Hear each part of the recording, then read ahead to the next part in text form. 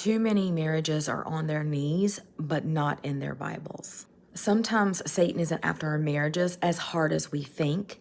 It is through our disobedience to God's word and his role and having knowledge in our marriage that he calls us to after we say I do. In Peter, he talks about how we conduct our marriage will impact our prayer life. This shows you the value God assigns to the marriage covenant and our obedience to it.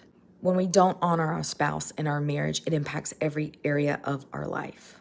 And that's because it's not a mistake, it's not a struggle, it's not oppression, it's the sin of disobedience.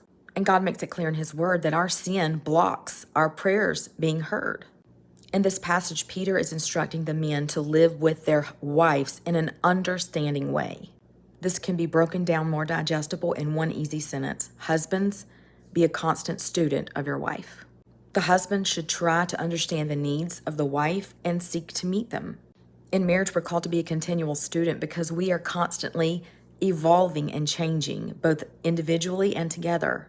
Previously in this passage, he is calling the wives into subjection. That means the wife is to submit to the husband's authority and leadership.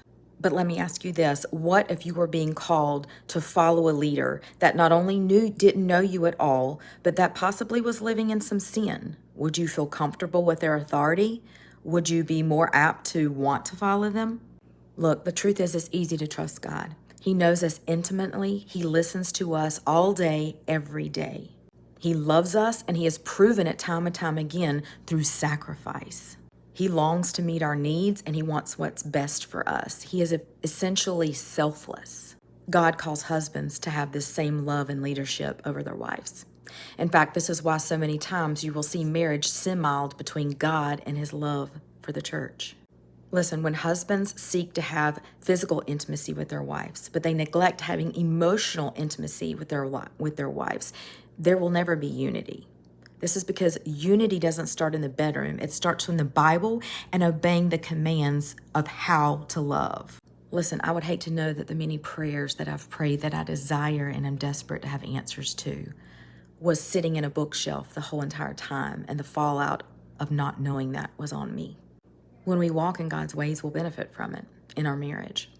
And when we don't, we can be sure that our individual or collective sins will cause a problem with unity and peace. Are you living in obedience in your marriage? The fruit of it will tell you.